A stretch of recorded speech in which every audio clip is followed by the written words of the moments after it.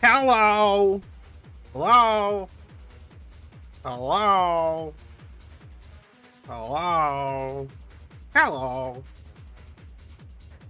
Hey guys. How we doing? How we doing today? How's it going? How's it going? What is going on? How is it going? How is it hanging? Hope well. Hope well.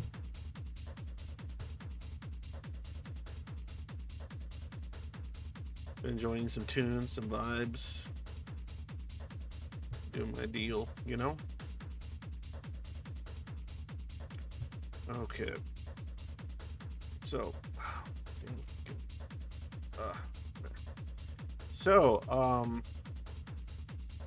quick updates on bullshit that most people don't care about, but I do it because some people ask.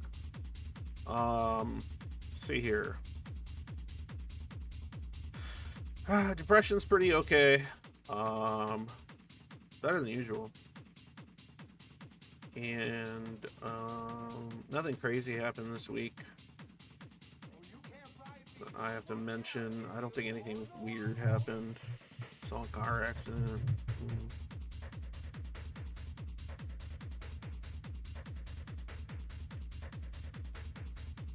Quora is really like just really, it's a quick off to the side, but you guys know Quora, right? Quora, it's essentially like as someone a long time ago told me, it's essentially just it was Yahoo questions or whatever. But Quora, man, like I'm scrolling. Sometimes I go through it just to see because Dr. Eleanor is there and like other people. Sometimes they have some kind of informative, interesting people posting stuff there. It's almost like blog posting in a way, but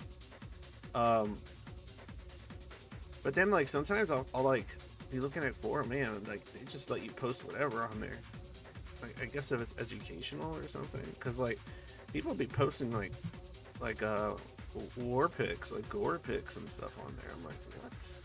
They're like, these are the consequences of this and this and that, and I'm like, whoa, wow, Quora. So I'm like, oh, all right. Negatively impacted day. Did not need to see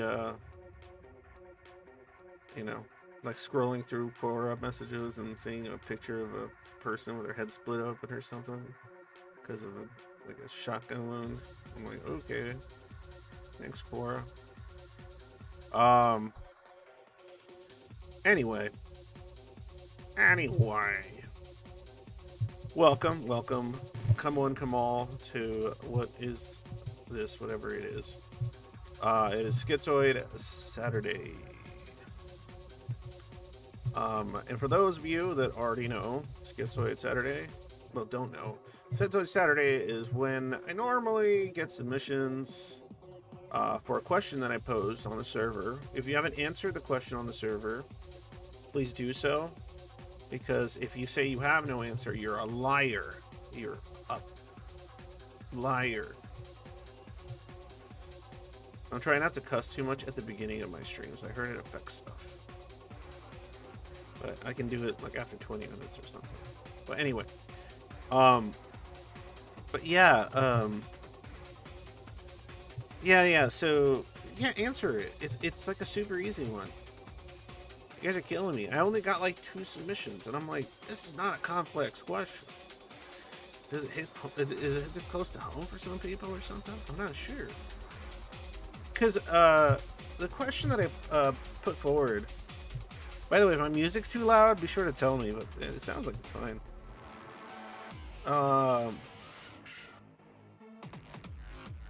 Here, let me read it to you guys. When I posted it, I was like, "Oh, this should be an easy peasier." Guess not. Here we go. I said, what story from any form of media has impacted you more positively than the people? Oh my God, I never write these things properly. Than people than people had or still do in your life.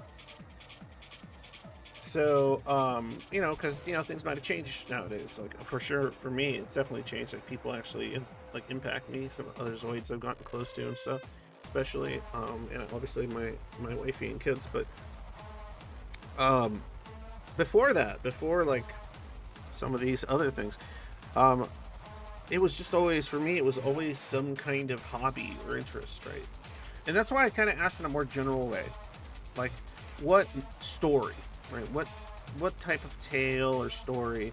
And I don't care if it came from a book, or if it came from a video game, or if it came from movies or TV shows, or comic books, or manga, or cooking cartoons. Like I don't care. I don't care if it's SpongeBob SquarePants, and you were like impacted by a specific episode of about what is it, jellyfish fields or whatever. Like, that's fine. But I know in the case of a lot of schizoids, they didn't really get much as far as like being able to connect to the outside world, but from people, for a plethora of reasons we've discussed many times. But the usual latch on as far as the lessons they learn, how they develop their sense of ethics, morality, philosophy, understanding of the self, the world that they inhabit. Oftentimes they get shaped by a lot of non-people stuff created by humans, usually, but often not actual people, and oftentimes it'll be stories of some kind from some kind of source, characters in those stories, concepts, ideas that are discussed in those stories, things that run parallel with your experiences that like had a significant impact, right? And it was all a story, a narrative of some kind, right? Humans have always been all about stories. We know that. And it's shaped culture and a variety of other things. Story, the act of storytelling, in any form, with any medium. And so that's what I wanted to know. I wanted to know what kind of stories have impacted you. And I don't know. I can't imagine there's that many schizoids that be like, no story. Nothing has ever impacted me ever. People included. It's like, nothing? Come on. Like there's something. There's always something. It might be really unconventional. It might be, hell, it could even be something biblical for some people, or something from a religious book, but it's still a story, right? A narrative, an exploration, a certain type of archetype that's like explored or whatever. That kind of stuff. I know for sure I can like name a plethora of things, right? But I'm wondering what it is for you guys. What kind of stuff is it? What are these legends, these stories, these tales, these whatever it is, setting, worlds that actually shaped you a bit when people couldn't? At least not in a way that you found helpful for yourself. Gator Dog 44. Sorry about that. Didn't see. Well, I want to apologize. Whoop whoop. You don't need my apologies. So yeah, I mean, if anybody in chat right now has something like that, I'd like to hear it. Like, cause it can you can be like Chippendales Rescue Rangers, like really shaped my childhood and impacted the way I view this and that and led me down this path and whatever. Like, the Schizoids have so many stories like about that kind of thing, about that kind of deal, right? This particular author's books and stories, this, you know, when I read, you know, Tale of Two Cities, when I read, you know what I mean, or when I watched fucking Dragon Ball Z or something, or I watched One Piece, or I watched Akira, like when I was a kid, or something, anything like that. Gadget was hot. I think Gadget, along with a few other cute cartoon ladies, has created an epidemic of furries. It's not a bad thing, but I'm just saying, I think it has. We can blame it on things like Lola Bunny, Gadget from Chippendales. You know, things. Gadget was naked under that jumpsuit. Yeah, well, yeah, because she has fur, because she's a mouse. So she doesn't really need underwear because she's a mouse. But I mean, she doesn't really need clothes either. But you know, whatever. You know, maybe for the pockets, right? She just wears a jumpsuit for the pocket. She's a mechanic. She's an engineer. Sorry, call her a mechanic. She's an engineer. Mechanical engineer gadget. Yes. So, do you guys have anything like that? Before I only got 2 submissions. If you want to submit it still, go ahead. Go into the Dear Inks thing, go through the bot, submit the question. I mean, the answer or the solution to the question I posed. What story, what narrative shaped you? And you can tell me what medium it came in and what it was, and had like an impact on you. Or maybe a couple of things did, or a certain types of themes or ideas and specific types of stories from whatever media, you know. I don't care if it was like a concept album for a certain band, explored a certain idea, a certain story with that. Like, that's fine. That counts too. Whatever. Nudity was made up by big textile to sell more cloth. Absolutely. Absolutely. There is like if I pull down my pants, there's literally like it's just a void. There's nothing there. It'll be dark matter. Anyway, so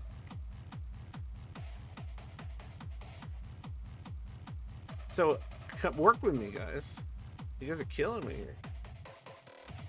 Because one thing I haven't noticed is that schizoids are nerds.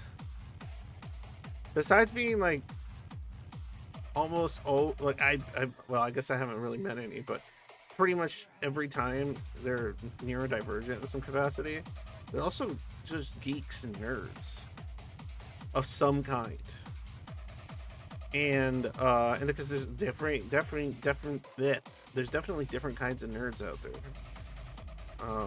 You know, we're homebodies usually, not always. We're readers often, not always. We're gamers often, not always. We're purveyors of film, of art as well, various kinds. Maybe hyper focus on specific kinds. We're artists as well often, or creative types, or what have you. So I can't imagine you guys don't have something that's kind of, well, as close as it can get to your heart. Something close to your heart. Something that let you latch onto it. Intelligent people usually tend to be loners. Yeah. I mean, that's true. Um, but I don't know. I wouldn't say that's always the case. But yeah, I mean, that's not. I don't know. I don't know what those to do with. But schizoids definitely always do. Even if they're around people, they're still loners. That's what's funny about about schizoids. Even if they're like often around people, they're still loners. It's all up here, baby. It's all up here. Um. So what is it? Come on, guys. Give me the stories. Give me the story. Okay, here. How about this? I only have 2 submissions, right? I gotta cut my fucking nails. Holy shit.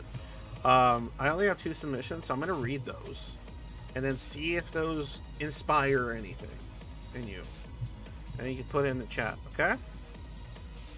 Don't be a bunch of lazy guys. And oh, if anybody's watching this, I know some of you lurk, and I know some of you watch this as a VOD, because I know at least like, I don't know, like at least 100 other people besides the people that are that join the live stream watch this. So if you're watching this,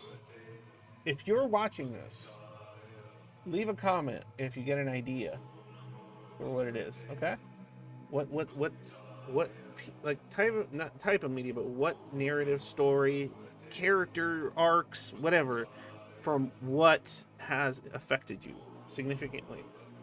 I don't care if it's an opera. I mean, whatever you're into.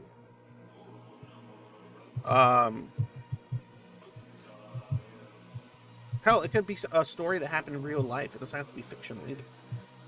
The story of a certain scientist or some shit like that. Or the creation of a certain thing. Alright. So I'm gonna get right into it. And maybe you guys can help fill in some more time for the stream by throwing some in chat, or just submitting it to the thing, if you're on the server, to submit it there. It'd be even better. Either way. All right, here we go.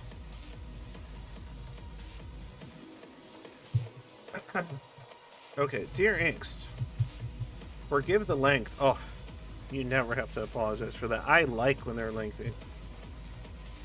Or better yet, consider it padding out the runtime of your stream, your choice. Both. How about both? You don't have to forget. I'm saying it's good, it's useful, and it pads it. That works. When I was quite young, I was reading Rick Riordan's, the guy who wrote the Percy Jackson books. Oh, Rick. Yeah, I know who that is because my daughter, she has all the Percy Jackson books, I think. Yeah, she has all the Percy Jackson. She has like a bunch. She really likes that. She has a bunch of those books. Like my oldest daughter. Let's see here. Oh yeah, she has that. Okay, let's mention it. A series called Magnus Chase and the Gods of Asgard, which was a series based off of Norse mythology. Yep. My daughter has all of those. She's a fan. The first few chapters are about the protagonist's lifestyle as a young homeless guy. For some reason, this made me genuinely consider running away and try being homeless. I didn't, thank fuck, because I would have died from either hypothermia or the cougars in the area. I would say the story may have had a positive impact on me though, as it was probably the first instance where I considered trying to escape the problematic household I was in. A few years later, thanks to my own efforts, I would enter the foster care system, which stands as the greatest decision I had ever made. Perhaps the dreams running away prompted to me to believe there was a way out of my situation. There we go. That's the shit I'm talking about. Fire. Okay, so yeah. It's interesting because like you read the books or you like them or whatever, and through like this maybe some kind of escapism right there, because I think a lot of the reason I think a lot of Zoids are nerdy and into all kinds of like little hobbies or whatever, and shows and movies and books, is because we need that escapism often, or we need new material to like add to the old internal world, as they call it. And so, when you're introduced to a theme or an idea that you didn't explore in your own life, um, because it just didn't come to you because there was just no, much of life, even growing up, felt like, well, this is my existence. This is what I'm stuck with. Like, there's nothing I can do about it.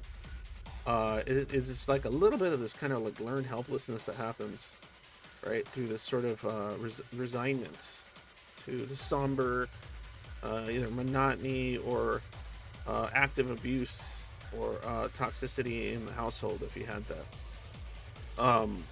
But to see that, like, yeah, reading a story about somebody that, you know, ran away from home, glad you didn't run away or became like left, everything behind, resulted in possibly, yeah, you're making decisions to be like, no, I don't want to be like this. I don't want this life like this. I need something different. I can't live like this.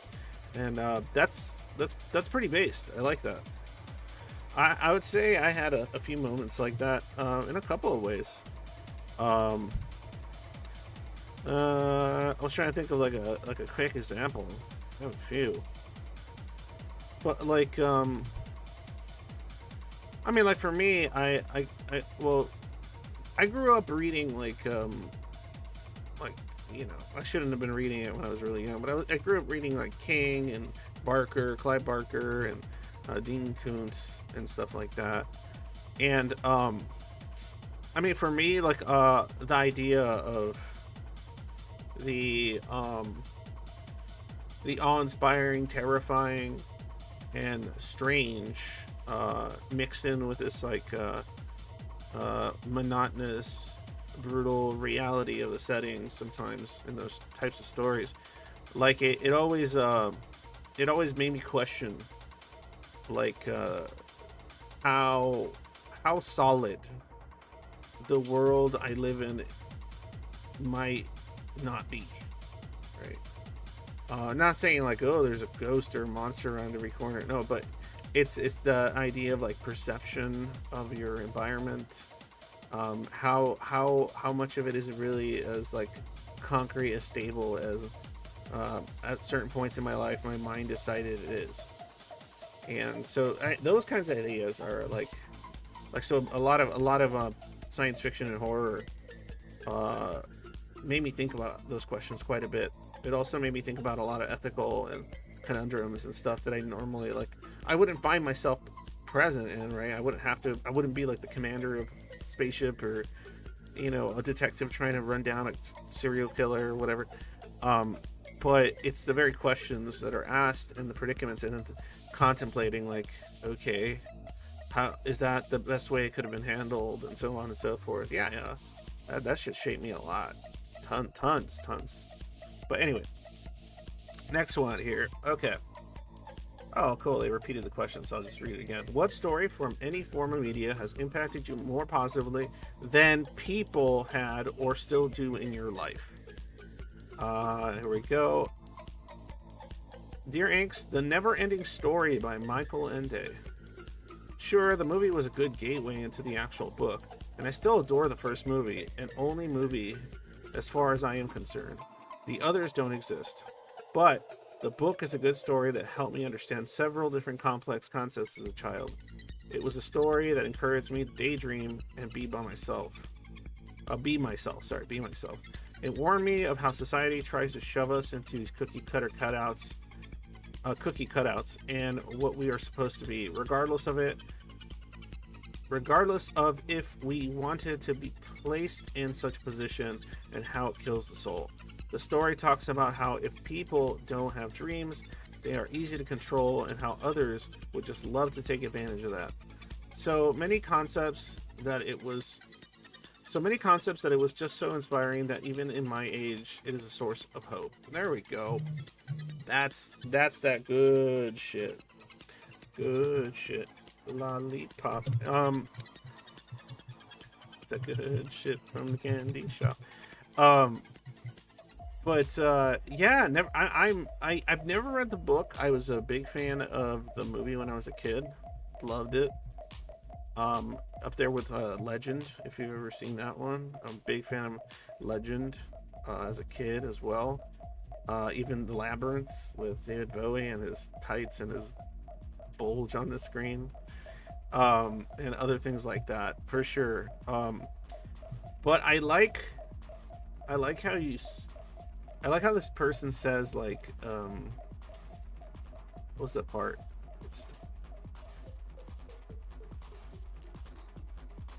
Oh yeah, the cookie cutter thing, right? That was definitely something I got from a lot of stories growing up, including like the books that sometimes the school would make you read, or you're in high school or in junior high. They'd be like, oh, you have to read this book, freshman year, sophomore year, high school. A book that had a big impact on me, um, an author, but a book that had a big impact on me was Animal Farm. Animal Farm, which is I don't know if they still assign that in schools. I know they still assign, and this one had an impact on me too. Lord of the Flies, but Animal Farm, Lord of the Flies, Great Gatsby. A lot of these books, like, it was funny because like I remember anytime we like like a lot of my peers in high school were like, ugh, like there's the boring, this book's so boring. And I would just be like, what are you talking about? There's some good shit in here. Like, what? And then like if I try to have a conversation about it with somebody, like it would just be like, you're weird, or like, or whatever. And I'd be like, okay. But I've always been big into just stories and what they mean and stuff like that, mythology. It's just always been a thing for me since I was young. I'm happy to see my daughter's very similar in that regard. She definitely loves stories. But yeah, Animal Farm was a huge one for me. Because it was it sort of helped me understand, because I didn't really quite at the time like when I read it, I didn't really comprehend why people do what they do.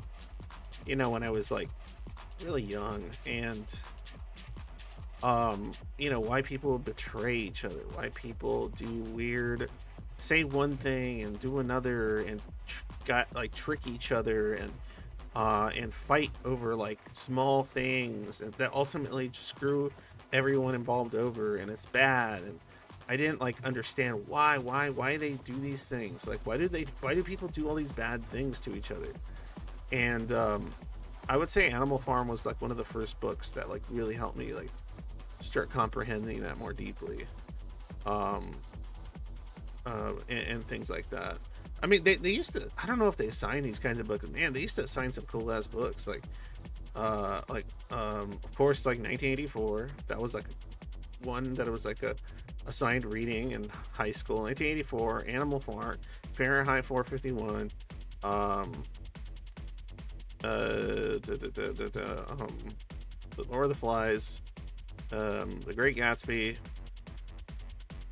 and there was a couple other ones, and yeah. Anyway, so whenever they would assign us science fiction, like, yeah, I was a happy camper at school.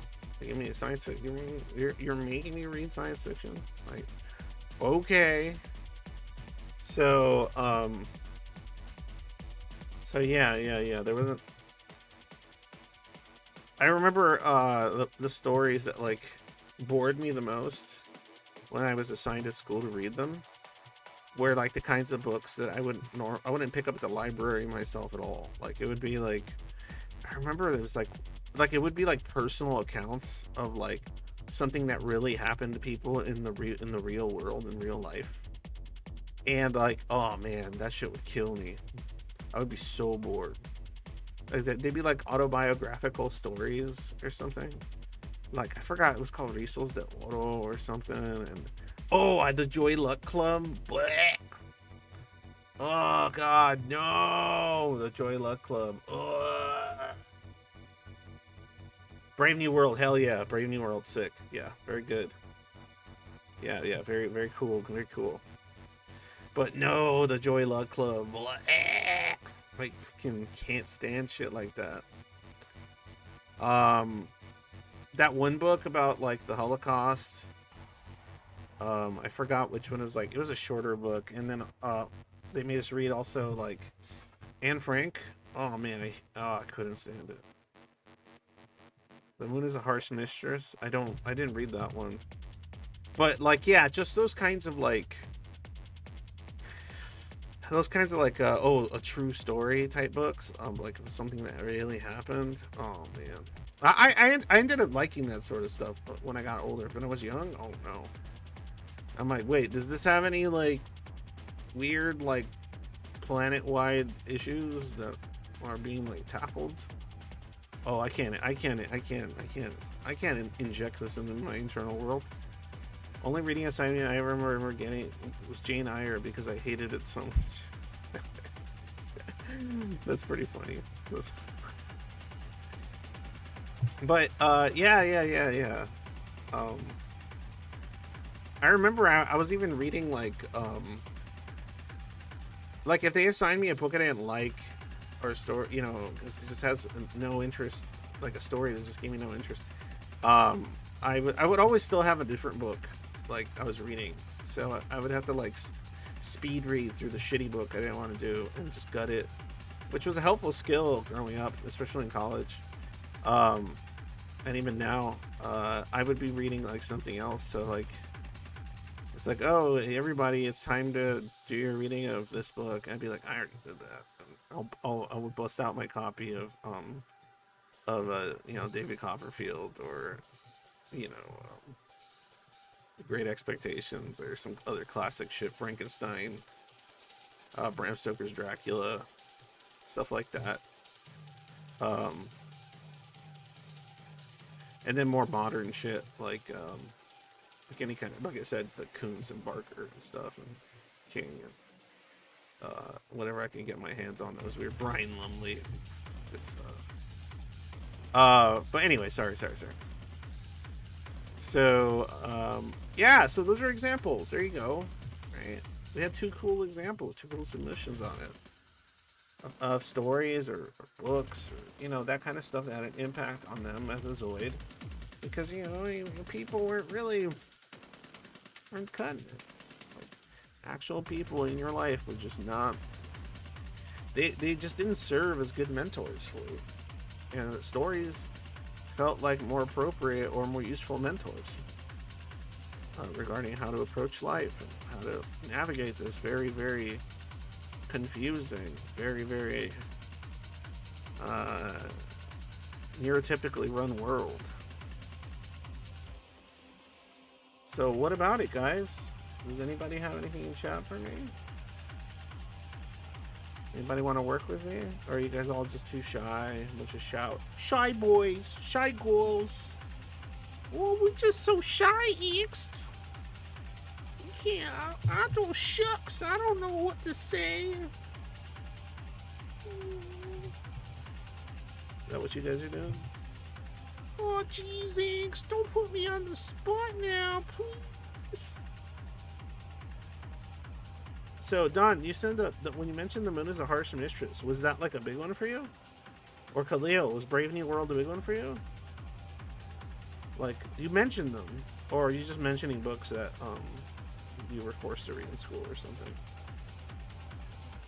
Because I tell me, if there is a book, if there is a story, if there's a comic book, if there's a movie that growing up during your childhood and adolescence had like a significant impact on how it shaped you, at least your internal world, right? Yeah, come on, hook it up. I want to know about it. Get active, be active, type some shit. Come on. Lazy fucks, put it all on me. Forced reading, that's unfortunate. It's a good book too. I know nowadays they make kids read The Giver, which isn't too bad. And Ready Player One, I think. Oh no, sorry, not Ready Player One. I'm stupid. That something game. What's it called? Ender's Game? Right. Yeah.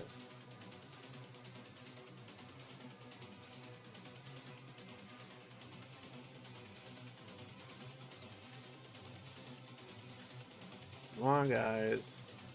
There's a chat. Use it. Otherwise, it's just gonna be, if you guys don't come up with stuff, it's just gonna be me talking about the stuff I like, and that shit gets boring for me. Like I do that enough as it is. Don't make me start talking about Warhammer 40k again. That one's been shaping my life. I would say a pretty positive way.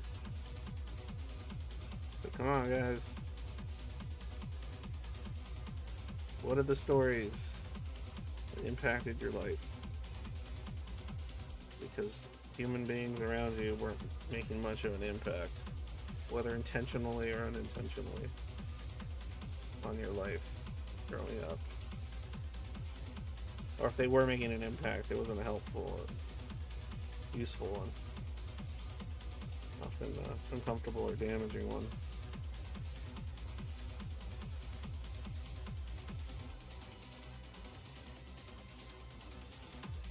Let me see here. Don, it wasn't the hugest influence, but it took me away from some seriously fucked up human beings. Seriously fucked up human beings, humans, shit I couldn't escape. Eesh. So it distracted you, so that's good. I wonder, like, because, you know what's so weird? Like, maybe, I wonder if a lot of Zoids have trouble, like, for obvious reasons, like, being like, oh yeah, this shaped me or didn't shape me. Because you might not even realize it did, or how, because you didn't really, like, emotionally connect to it. You can't emotionally reconnect to this thing that might have emotionally affected you back when you still had more of those faculties intact when you were younger. A good example for me would have been like Spider-Man. Like Spider-Man was like my jam as a kid. It was really important to me. He was my hero, or my superhero guy. It Spider-Man and Morbius, the living vampire, not the one with the pig nose, but the other series that had him more like spooky and edgy. But Spider-Man for sure. And it was because now that I think about it, it did shape me, because I've always loved the idea of a hero that's essentially doing what they believe is correct in the face of like society or people that are jeering him or accusing him of basically absolute bullshit about what he's about and what's motivating him. But he's still out there, saving lives, doing his thing, fighting the bad guys, and no one's giving him the credit. No one's appreciating it, really. And he still keeps doing it. Because it's not about receiving all this praise and celebration for what you did, right? And I vibed with that. I was like, wow, that's cool.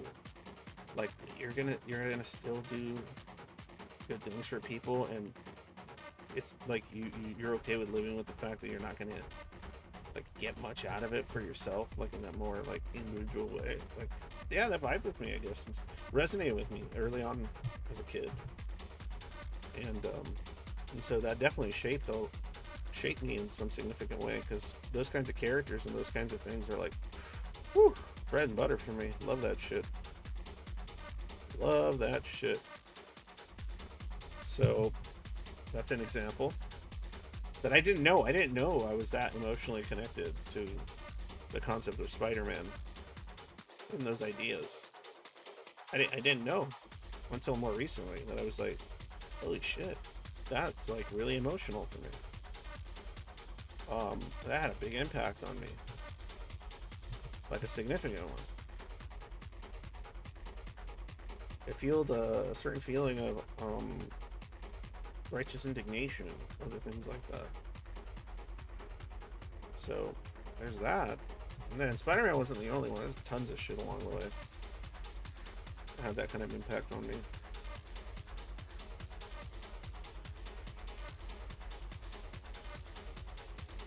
The whole do the right thing, even though society or the community is telling you, oh, that's not how we've always done it, that's improper.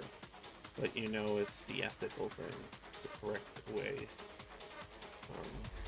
And to face away from tradition in order to create progress that will ultimately help others, shit like that. Like, yeah, Any stories like that. I was all about stories like that. I didn't even notice, you know, like when you're doing it when you're young, like you might not even notice that this stuff is being like strung along together.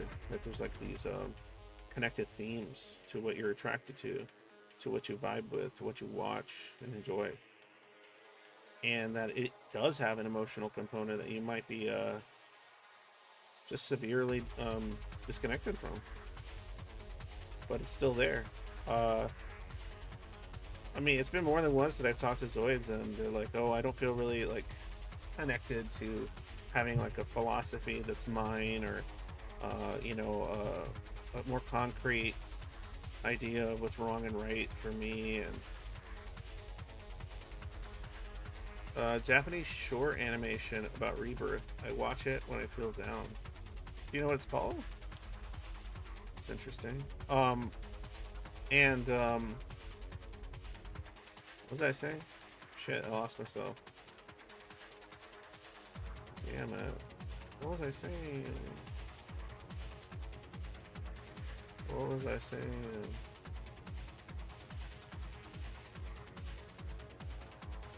Hey, everyone, you guys are redacting messages now.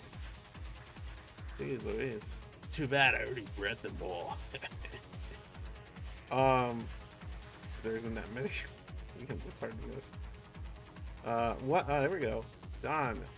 One that had more philosophical impact was Piers Anthony's series based on mythology, wielding a red sword on a pale horse. I should reread those. It's been a minute. There you go. Mm-hmm.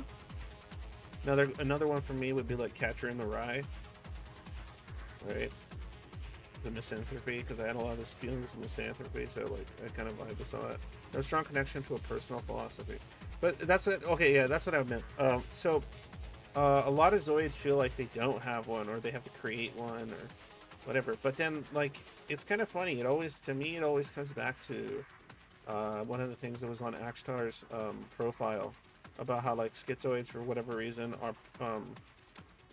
are if they do commit a crime, they're likely to commit odd crimes, or like have a sudden, like they'll just suddenly do like selfless acts, but it's like inconsistent and it's like seemingly random. But I don't think it's random at all. I think it's because they've already developed a lot of times like a sort of personal set of rules about how they wish to exist. And when an opportunity presents itself, in what do they call it? What's the phrase? Not the call to arms. The calling. The thing happens. They often act. Not usually. Often will act without hesitation. You know what I mean? It's like the equivalent of like, you're that person that like wallflower, keeps to yourself, doesn't make waves, doesn't care to, because it's just not worth it. Kind of goes to work or goes to school, goes in your room, does your thing, so on and so forth.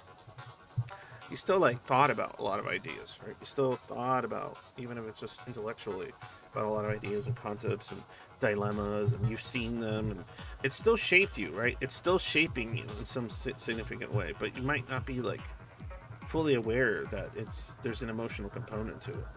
And then that same person, the same Zoid or whatever, will do the thing where like I don't know, a little kid looks lost and they're like a toddler and they're crying and people around are just walking past them, and you're the one that's going to be like, oh, what's wrong with that kid? I gotta go help that kid find his parents. It's like, okay, like why like why did you do that? Why do you get angry about some unfairness, injustice, exploitation? Why? Is it just because, oh, it's the right thing to do, it's ethical? Like, no. It might seem that way sometimes, but there's something there. There's an emotional component there. Something you care about. Even if it's like just back of the old subconscious, because you know the whole caring thing, or actively being able to feel that you care about something is probably kind of dampened pretty hard. Hold on a sec. Oh.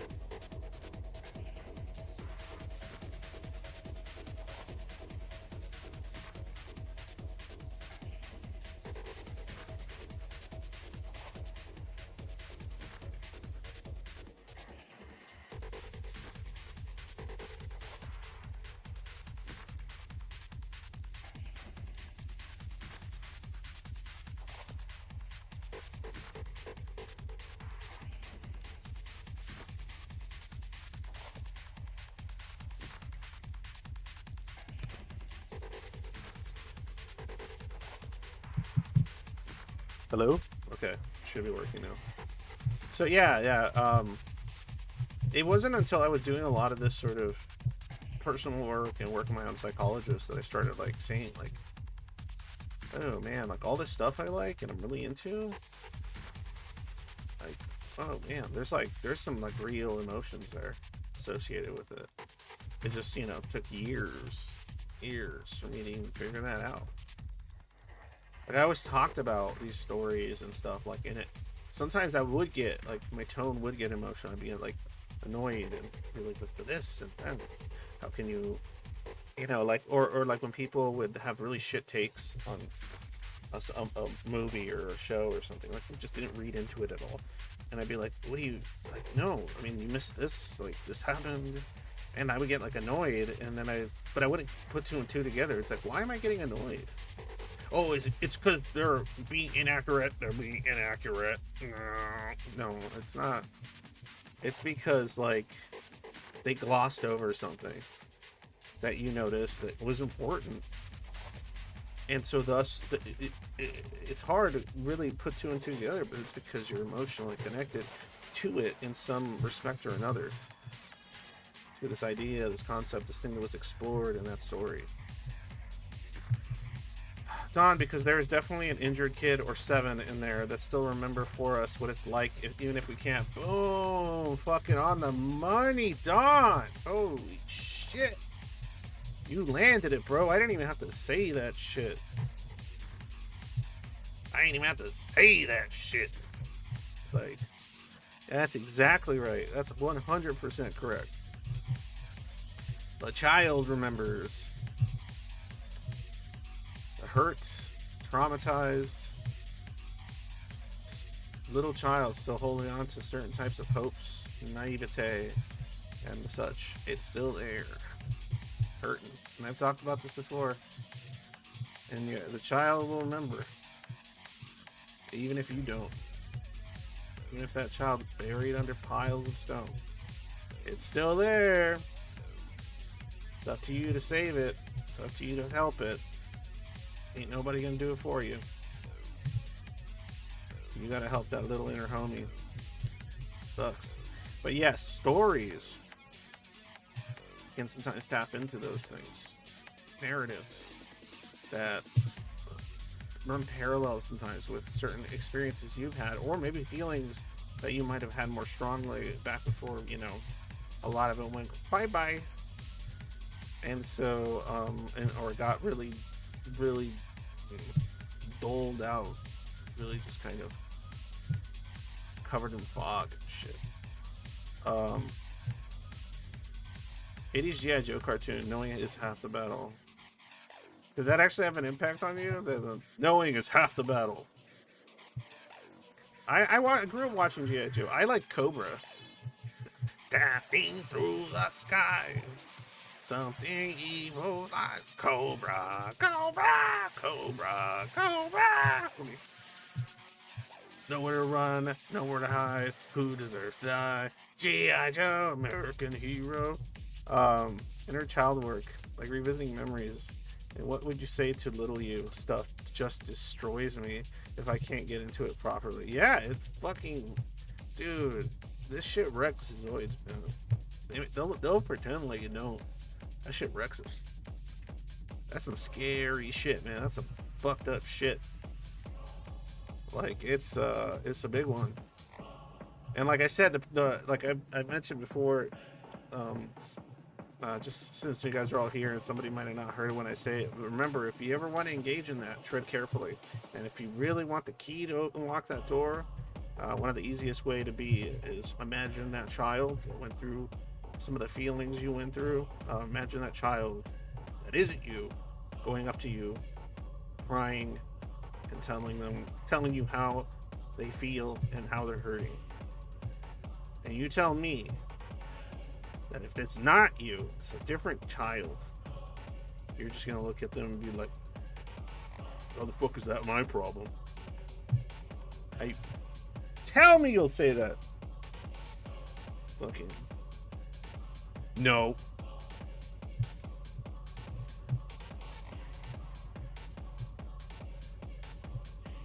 No. On those rare occasions I've been able to make a sort of contact, it's been cathartic. It's worth it. It can be, yeah. And it's not just all sad shit, you know. It's not all just trauma shit. Like, that's kind of what I mean. Like, it lets you connect to your hobbies and your interests and your passions like more deeply. It helps you find that kind of stuff in yourself that's been lost to time. You know, during the long ago, the ancient times, before the schizoid adaptations and malfunctions. Instead of like BC, it's like, you know, no, I don't want to say it. That sounded weird. that's not gonna work. Oh, there's quite a few of you here. Cool, welcome. Can't have an inner child if you don't remember most of your childhood or the emotions associated with it. Yeah. There, it's just buried karyotype. It's there. Yours is just real buried. He's there. He's screaming. He's still hurting. That motherfucker don't go anywhere. That little goblin that is your inner child is always going to be there, man. It's always going to be there. It's always going to be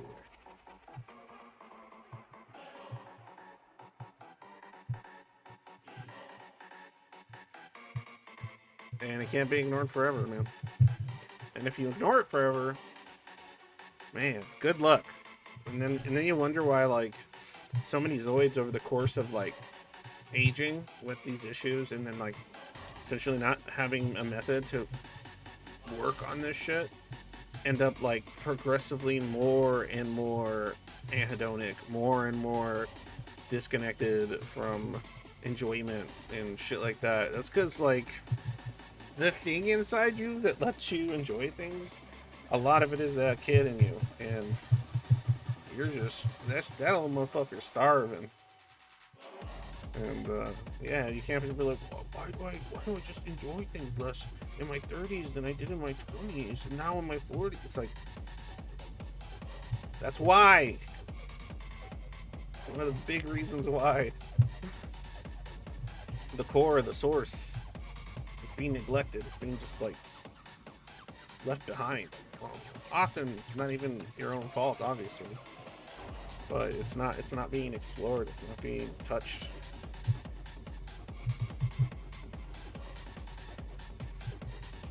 I'm 46 and still play video games or ride my bike through the city. 90s kid for life. That's good, Gator Dog. Hell yeah. Gotta have those shits so you can enjoy it.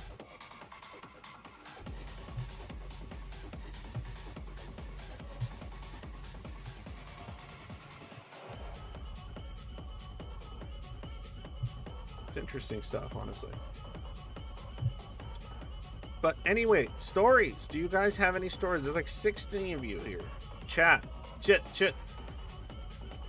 Give me a story, a tale, a book, a movie, a TV show,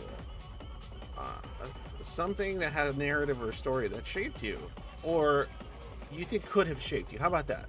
It might have had an impact, even if you can't quite feel it, but you know it's kind of like affected your inner world, some aspects of your sense of your place in the world, shit like that.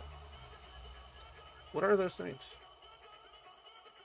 It could be, you know, let's see here. One massive issue for me is that if it's accompanied by a sort of therapist, parent, and client child dynamic for which For me, it was really damaging for the other side of attaining autonomy. Oof, yeah.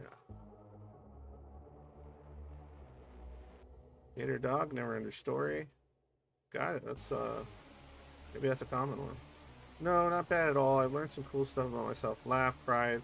It's a fantasy version of traits, but it feels real enough. Use your delusion. I don't think it's a delusion, dude. I don't think it's a delusion, man. I really don't. Um, Sometimes I think we like to call like some of that stuff like, oh, it's a delusion because like it makes it's easier making it real than it being like fucking real shit. Especially when it doesn't, you're not sure if it's real shit. Then it's a tough call. That's a tough call. But all right, come on, come on, chat.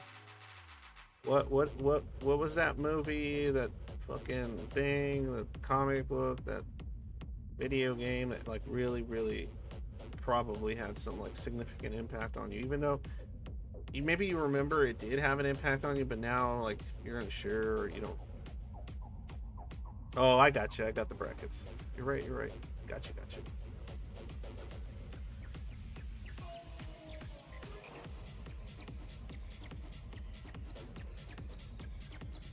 Come on, guys. I can't. I know I'm not the only. Maybe this is something really private. I started thinking about it too. I'm like, is this one of those things Zoids don't like to share? Possibly. Like, and I get it. I understand why you might not want to, but it's fairly anonymous. It's not going to be applied to you. You're not going to be perceived in a significant way, and what it is you're connected to. So it's relatively safe to say. If you don't want to put it in chat, just put it in the submission box thing, and the only person who will see your username is me. That's it. Oh, how about this? I have a. This will be a fun little poll since there's a bunch of you here. The polls are like super anonymous because it doesn't even show me who voted on what.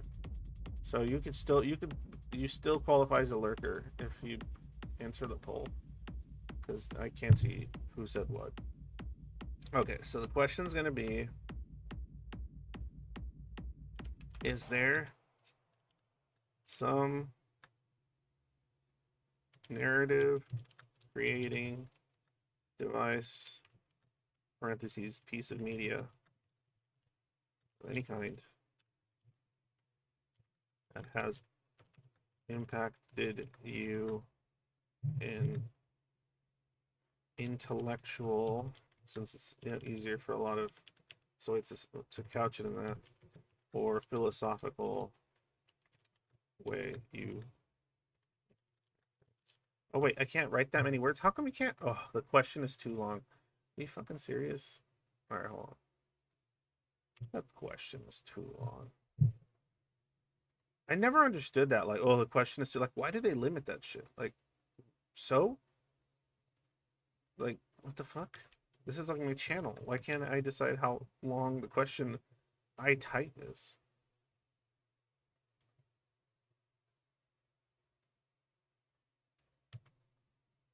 All right, I'm 4 words apparently. Okay, 5 words away from being able to do this. 1 word away.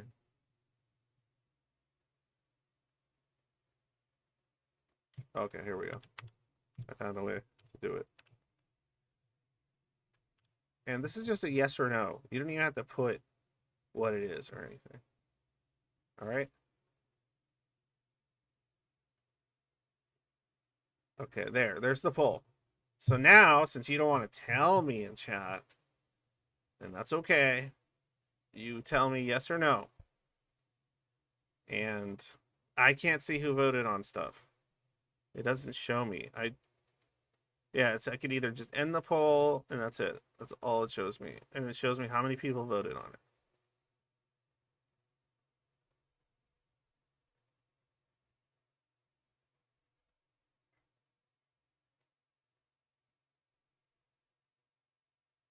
Yep.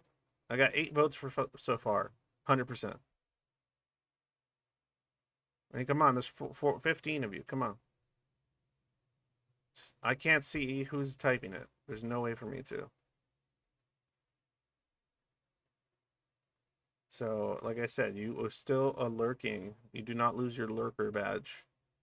I'm gonna have to start just using polls more often. They seem to have a way bigger impact because then, like, it keeps you in lurker status for the lurkers out there, or for the people that just don't want to talk about it, or don't want to, like, show their username actively or something. Or maybe just too lazy to type it, or too ambivalent to type it, which is fine too. I get that.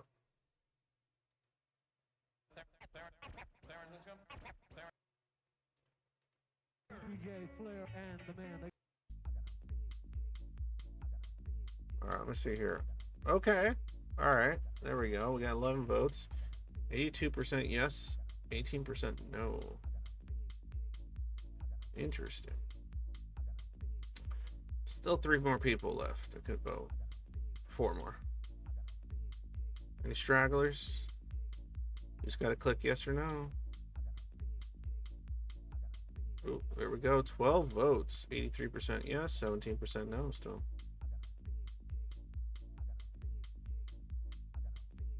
That's it? Anybody else? Can we get the full viewership to vote?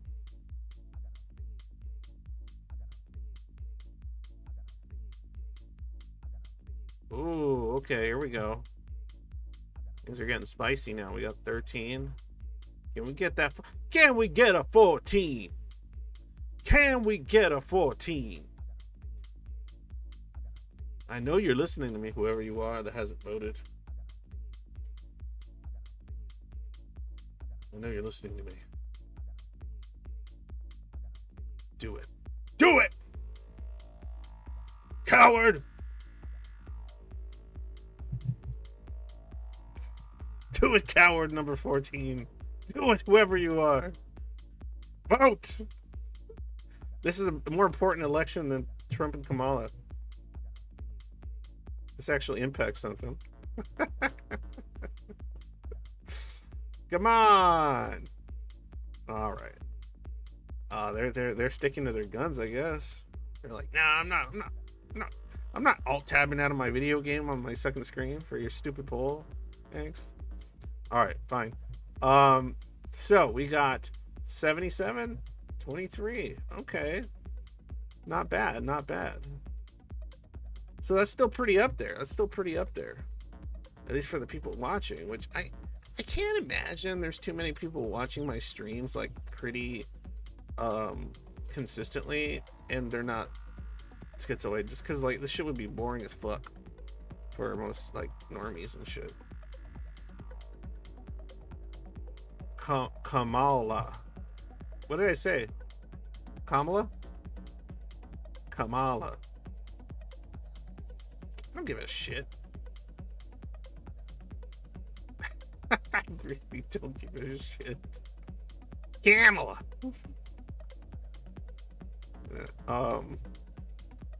Okay, so let's see here. All right, that's interesting. Okay, so that means that some of you guys have stuff, you just don't want to put it in chat. And then it makes me wonder, like, why is that? And it's actually pretty common. I would say it's a pretty common deal. I've heard a lot of Zoids tell me stuff like, or read Zoids talking about how like they don't like really sharing what they're actually really into in some kind of deeper fashion with others, because it'll get tainted. It'll like, they will misunderstand it. They'll assume things about them. They'll this, they'll that. Ooh, 14. There we go. 14. 79, 21. Oh, whoever that was, it went into the yes basket. Went into the yes basket. The music. Why did you say the music? It goes with like the whole like. Come on, vote. Do it. Give yourself more credit, Angst. A monkey can top the significance of the election. Oh, that's wait. A monkey can give her. Oh, a monkey can top the significance of. Yeah, it's true. Definitely. If you didn't watch my ramble on election stuff, go ahead and watch it. It's still on VOD. Take my fucking black pill, no, hyper void pill perspective on American politics. Let's see here. So I wonder what it is. I wonder what it is like. Why do we hide it? I think I used to hide mine a little bit, and I don't think I did it too intentionally, like, because this was pre-internet. So, oh, the chorus was "I have a big." That's hilarious. I didn't even know. That's what the chorus said. I have a big dick. That's pretty funny. That's really fucking funny. I had no idea. I wasn't paying attention. That's pretty amusing.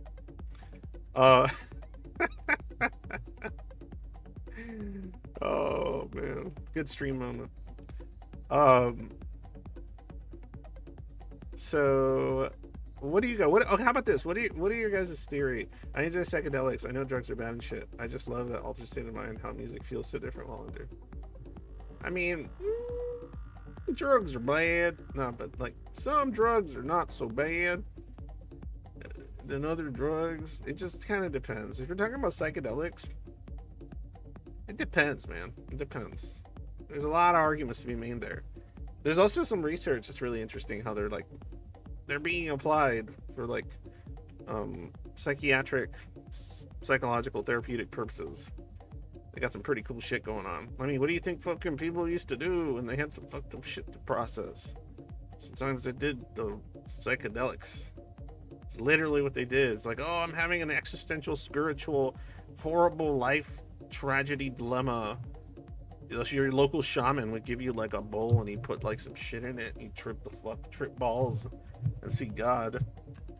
Let's see here. Music. Don't talk to strangers. Dio. Currently using that as a key to the inner underworld. Oh yeah, fucking Dio, man. Dio's sick. Grew up with that shit. Dio and Maiden. But yeah, I wonder why it is we hide these things. I think it's that fear of taint, fear of hearing some person talk about something that you enjoy, and not even like a disparaging way, in like a really ignorant way, in a way that's like they feel they can cast judgment on it like really harshly without even understanding it, and that's like infuriating and alienating. Like I feel like sometimes it can be that kind of shit that can kind of cause that feeling. I know I hated that shit. I didn't like asking a lot of people about what they thought about things that I thought were really interesting, because they would usually give me like really milquetoast or really just like fucking like shit takes on stuff, and I would just get frustrated or annoyed and regret it immediately. Like, so I could see how a lot of that happening over and over can cause that sort of thing, or you know, people feigning interest but you didn't catch on the fact they were feigning interest, and then you feel like kind of a fool. Maybe stuff like that. Feel like I wasted my time. Damn it, did it again.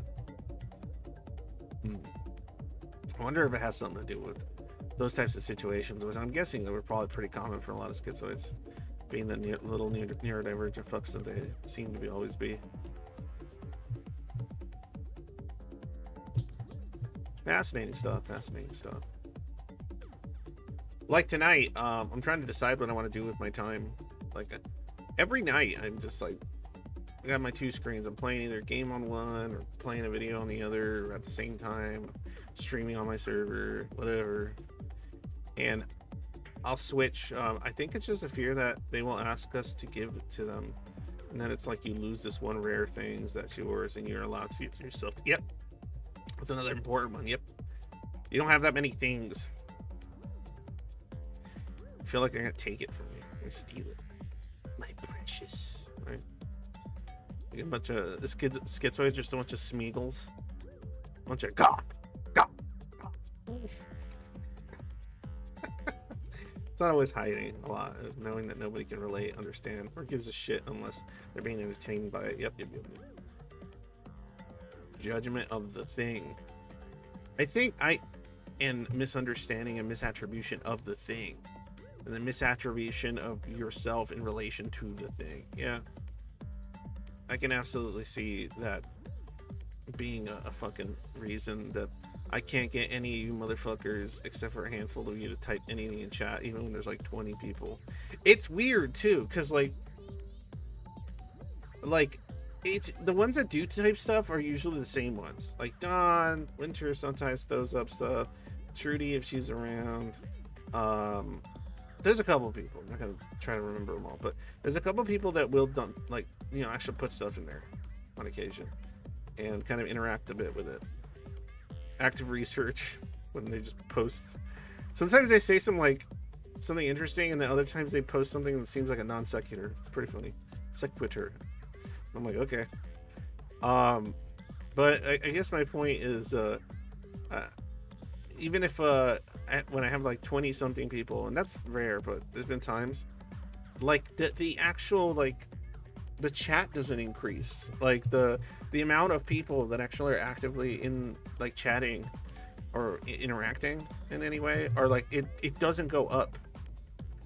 It's like I'm gonna have 5 people or 20 people, and it's just gonna be the same 2 or 3 people that say anything. Like, it's so weird, man. I always found that really amusing, because I don't think it probably works like that for other very small stream people. I'm pretty sure that like if they have 4 people and that versus when they have 20 people, that there's more going on in the chat to some varying degree, but it doesn't do anything to my chat almost ever. It's pretty fucking funny. Like, I don't see new faces pop up. I don't see new users pop up in the chat going like, hey. And then when I do, it'll be like some person that walked into it, and then they're like, oh, hey, well, what's this? And they probably leave after. I wouldn't talk to anyone at school, straight up by myself in the corner at lunchtime, watching the clock to get the fuck out. Yup, I feel you on that, Gator Dog. Hell yeah. Like, that was me. And usually I would be like eating lunch or breakfast by myself at school, or with like the local group of misfits that didn't care if I'm just like sitting there doing my own thing, or were cool to talk to about hobbies and interests because they were like nerds and shit. And so like they actually had like an in-depth interest in some things. And you know, since they were all like social outliers, they usually were kind of socially awkward or unconventional personalities, that I was able to be more comfortable around that than like almost anybody at my school. Or I would interact with people that actively were playing games that I played with. So like Magic the Gathering or Pokemon, stuff like that.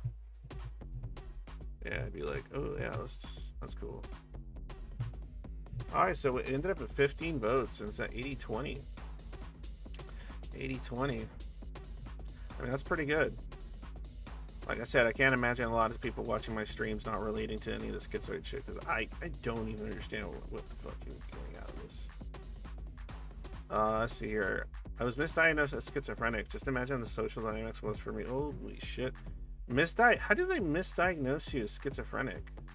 Don't you have to like actively have like hallucinations to be diagnosed schizophrenic? Because I don't understand. Did they think you were hallucinating? Because just illusions alone isn't enough to get a schizophrenic diagnosis. Because I mean, otherwise you just end up, schizotypal or something like that. I love it. It's like, oh, a schizophrenic person without hallucinations? Yeah, it's a personality disorder. They have hallucinations? That's a neurological disorder.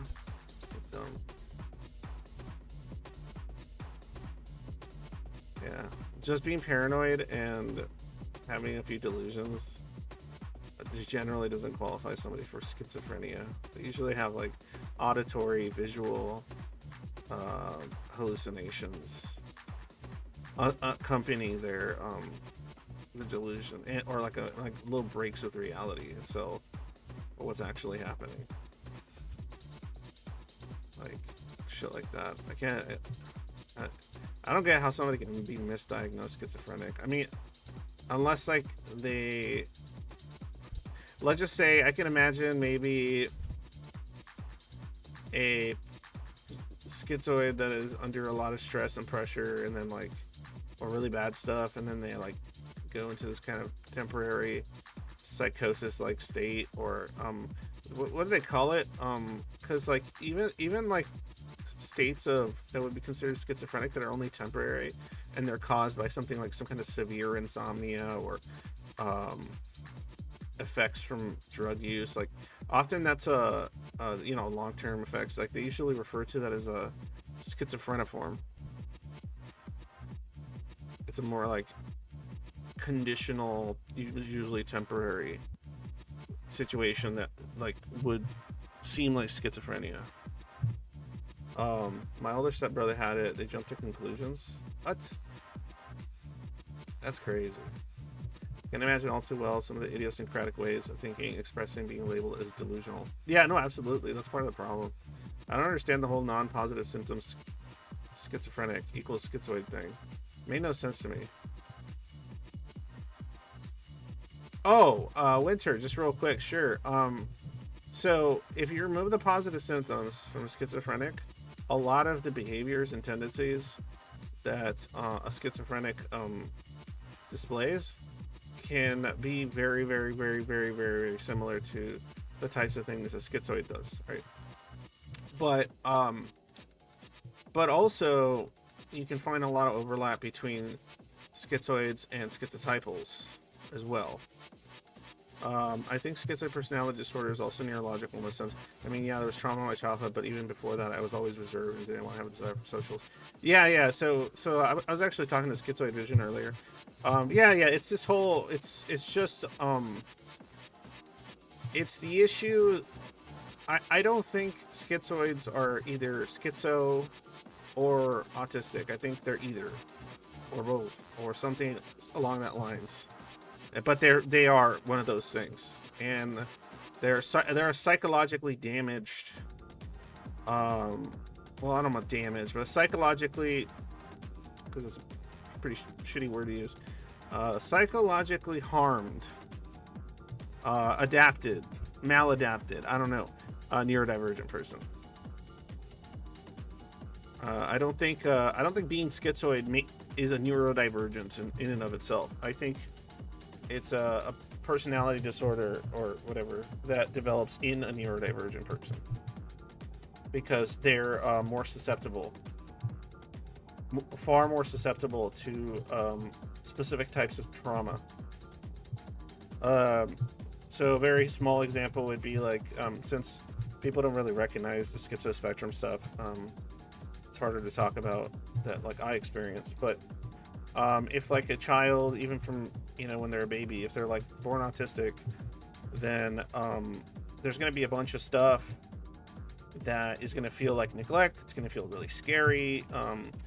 The parents are going to feel less and less like there's going to be less and less assurance with the parent that they can protect you, and they can meet your needs and all this sort of shit, because your needs are like very not normal for what they would assume your needs are, right? Luckily we're seeing less and less of this with like more people acknowledging it and being educated on it. But so that, regardless of how like good the parents might have been on a conventional scale, they might still suffer from a bunch of that stuff as children and then adolescence, and everything else. So it's like, yeah, you can grow up in a healthy household being neurodivergent, and your parents and your peers and the society you inhabit could have been incredibly traumatizing, in ways that would feel like severe neglect,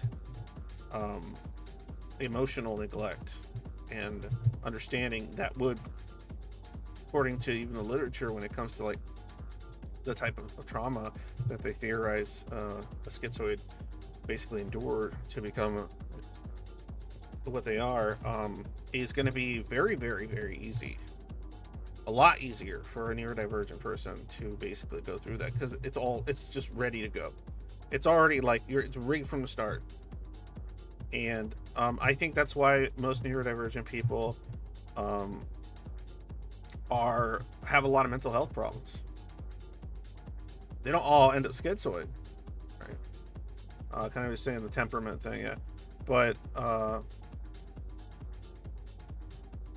well, it is environmental, Winters, but it's environmental. I think it's environmental, but it's the neurodivergent of the person is not. So I think it's a form of personality disorder that neurodivergent people develop more often than, well, anybody else. Then like by significant margin.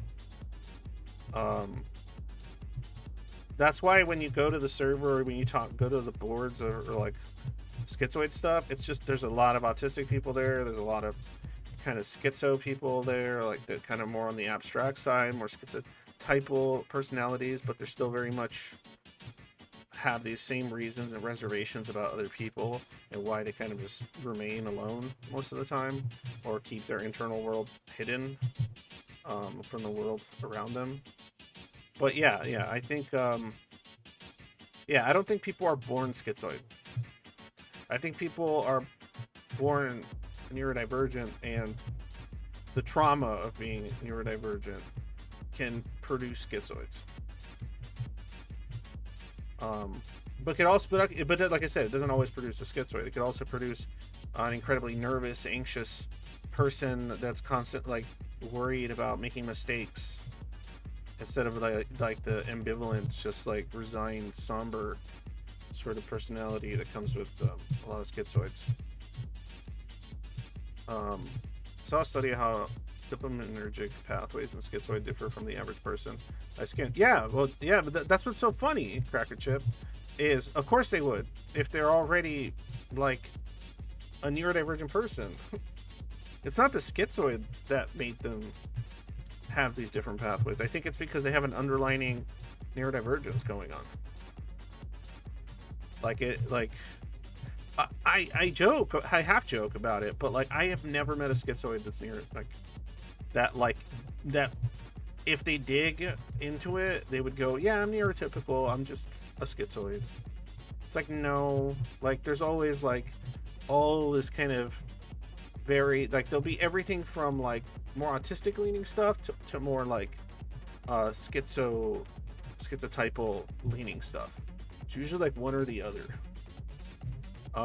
That they'll have a lot of these behaviors and traits, unconventional thinking, unconventional approaches towards stuff. It's not just about like people are scary, I don't want to talk to them. No, it's not social anxiety. Like the schizoid isn't a social anxiety problem. So the ambivalence comes from like basically seeing human beings around you as things that can't produce anything positive in your life or anything at all. And if you grow up as a neurodivergent kid, that's going to be very, very much the experience. It's funny too, because even something like you can induce psychosis in like any human being almost, if they're under enough duress and stress. Right? If there's enough duress and stress, you can induce psychosis. Right?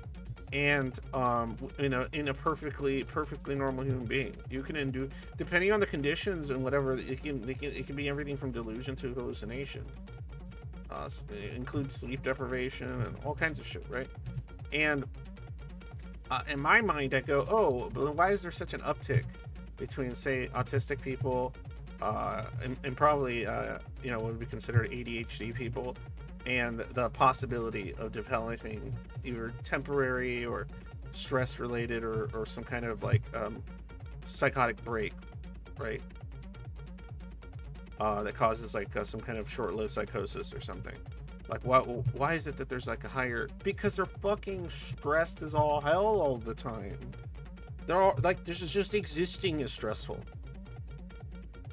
right? And so, so if you're fucking just stressed all the fucking time growing up, eventually something gives, you know? Either become like this fucking internally like shaky, fucked up person, or your brain just goes, no more feelings, no more nothing. Boom, shut down the plant. Boom, this brain's done.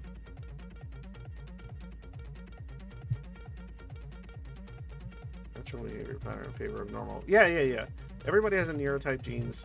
Yeah. There's always like small variations, but when I talk about neurodivergence, I'm not talking about like, oh, you're dyslexic. Because there's no word for differentiating between like you're dyslexic or you're autistic, right? It's like, oh, it's neurodivergence. It's like, so I usually like term it out like, there's like, I make up words because there's no words really. I would call it like cognitively, like neurodivergent, intuitive experience based neurodivergency. I don't know what else to call it. Because I'll tell you right now, like, just my ADHD is not what makes me think about things a certain way all the time and intuitively. It's not that, but it shapes how that part of my brain works, like deals with stuff as far as like, because of, the lack of focus, and well, not the lack of focus, but the hyper focusing on things that stimulate my brain, and having like trouble with executive function of like keeping track of things that don't stimulate my brain. Combine that with what I can, like, I deem, because I don't have a term for it, a schizospectrum person, which is the other side of the coin of autism, in my opinion. And instead of thinking very concrete and very systematic ways, I'm thinking always intuitively, in very abstract, referential, loose associative ways. Usually that's kind of how my mind gets stimulated and interested in things. But just like I think it's just like for autistic people, they need to figure out how to, with support and mentors in their life that probably deal with the same shit, they need to figure out how to get their kind of intuitive structure that's often incompatible with their neurotypical environment, and sort of know how to navigate that, right? Because like you can't, like, I mean, an autistic person can't just will the world to function and shape itself into something that makes more sense to them. They have to accept the absurdity of, in their mind, of much of what surrounds them, and just adapt to it. It's still really fucking stressful. And it's the same thing with the schizospectrum people.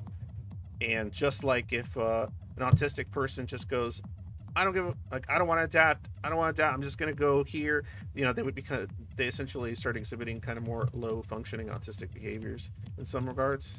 That gets weird though, because then like people like merge like learning disabilities with just autism, and so then you have like an autistic person with other learning disabilities and they call them low functioning autistic, and I'm like, okay, well, like, why are you lumping it all together? But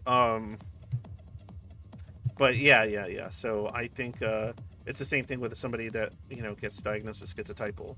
They have this kind of abstract referential type of thinking, and they don't have a mentor, they don't have anybody to guide them, and so they have no people that experience this way, and so they just kind of like go off the fucking deep end, because the world's scary and confusing, and they're trying to make sense of it because it seems insane and absurd and threatening, because of all these like rules and matters and all these things that people like preoccupy themselves with that are just so unintuitive, make no sense, and they're being forced to be a part of in life, and without any kind of support, they're just going to be like, bye, whether it's intentional or not, and then end up by themselves in like some border house with a car that has like stickers all over it, and that kind of shit. Like,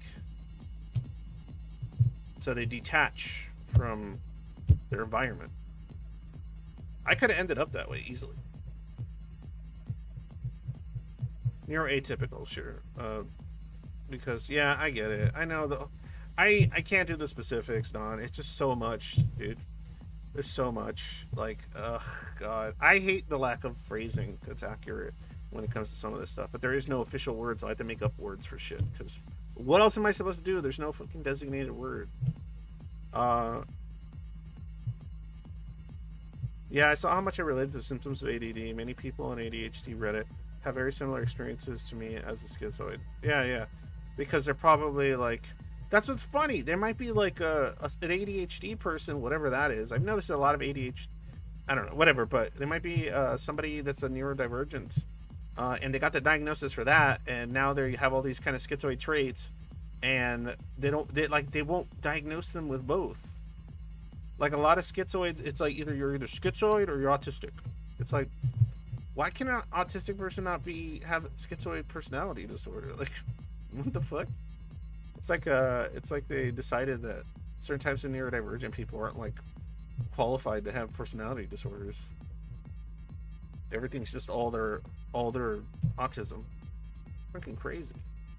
So yeah, I've had people tell me like, oh, I got diagnosed as autistic as a kid. And then later they diagnosed me as schizoid. I guess I'm not autistic? No, you're still autistic, probably. Or like, oh, I was diagnosed schizoid, but then later they took that away and they said I'm autistic. It's like, I see too much of that. Like they're on videos or posts, like on the Reddit and stuff. Like I see too much of that kind of shit. Then I'm like, maybe they're connected. Maybe. So, but hey, I'm still talking to people behind the scenes that care about this stuff, but they're just, it's hard. It's hard. So that's why for now I've just been doing the interviews. I have another one I keep forgetting to upload. It's gonna be fun. You guys will see. It's a wacky one. It's a wacky one. So if anybody, by the way, I gotta end this stream. If any of you guys want to do an interview with me, a schizoid interview, I only have two conditions. You're either diagnosed or you're not, or haven't been able to be, but you've done your research and you've done your due diligence.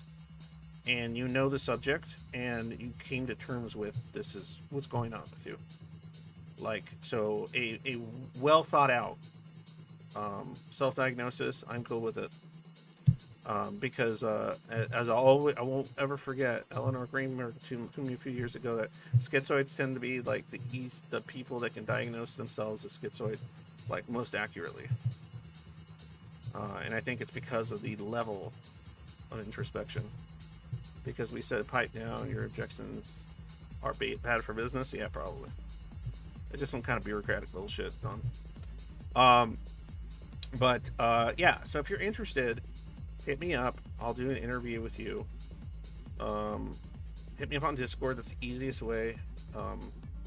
Just have a Discord account, or hit me up on email, and then we can talk on Zoom or something. But Discord's the easiest. So just friend request me and send me a message. And if we can do it, like, you can be on camera, you can not be on camera, you can use a voice modifier, you can whatever you want to do. You can you can add a feature. You can be like, oh, I want my screen to be me playing a video game while like I talk to you, and whatever. I would be like, okay. Oh, I want to just show like one of my arms sticking out of the screen. Like, okay. Oh, I want it to just be like my chest or something. I don't care. I don't care. My VTuber, you have a fucking avatar that you can use on Zoom or something. Sure. That fine. I don't want to say my real name. Okay. I don't care about any of this shit. I just want to have conversations with you guys and interview people that are experiencing this, so I can put that lived experience on my channel, so that when schizoids out there looking for schizoid shit, they can go like, oh, what's this? Oh, wow, there's people. Oh.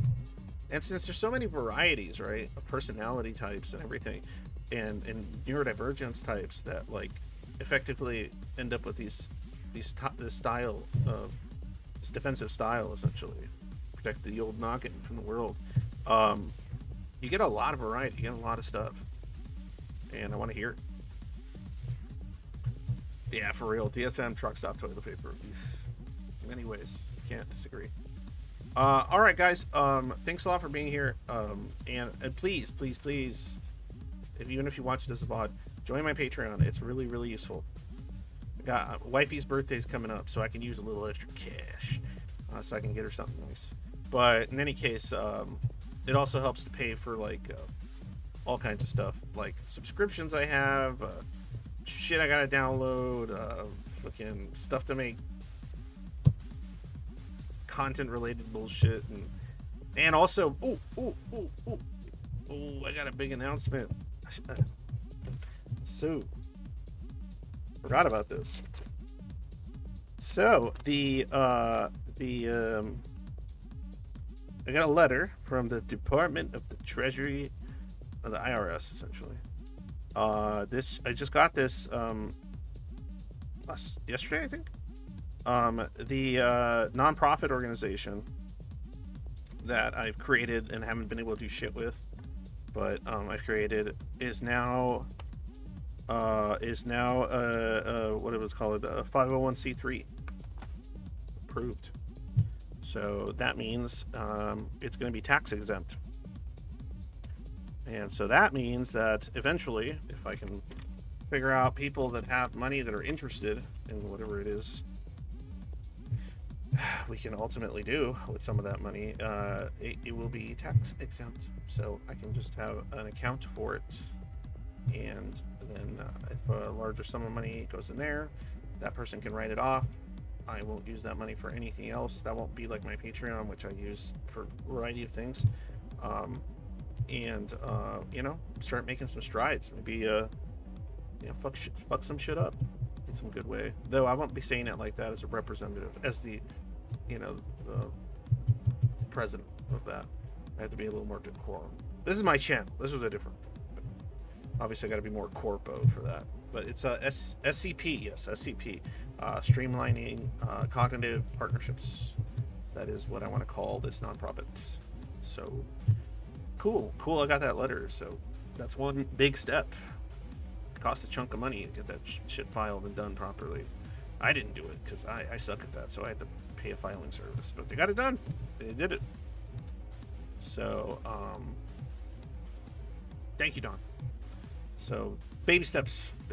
Hopefully, maybe the parents of some schizoid out there that's all fucked up and they want to help their son or daughter, but they look a wealthy family, and they might be like, oh, here, Hanks, we'll put it in your charitable thing and write it off, because we were going to just do it with a stupid painting or something, but we can do it for this. And then I'll be like, okay, that's good. And then we can start implementing ideas and things. I have like a bunch of fucking ideas. Yeah. I'm more interested in sort of facilitating things like, maybe using some of the money to help Zoids in parts of the world or in the country that can't or don't have access to like public forms of insurance, and so they can't get a psychologist or a therapist, or to connect, find ways to connect psychologists that actually think about this stuff in more unconventional ways, or use more unconventional forms of therapy that aren't just CBT, that can actually be useful for a schizoid person, and then being able to connect them and pay for that kind of stuff. And like I have ideas for what it is I want to do.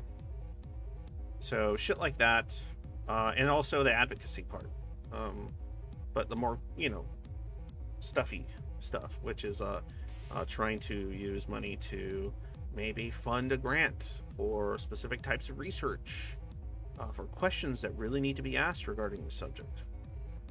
More particularly, I'm interested in kind of what I talk about, which is mental illness in conjunction with neurodivergence. Also ideas about schizospectrum stuff, that there isn't just autism, that there is another side to that coin, and maybe we should look into that. Maybe there needs to be more research on that. Universities aren't fucking interested, apparently. They want to just keep doing the same old fucking bullshit. So if they're not going to pay for it, then somebody has to, right? So stuff like that. I know, big dreams. I don't know successful I can make this work. But hey, money helps. It sucks. I fucking hate money, but it does. All right. So anyway, Patreon, appreciate it. PayPal, also good. And I'll see you guys next time. As usual, when day is dark, always remember, happy day.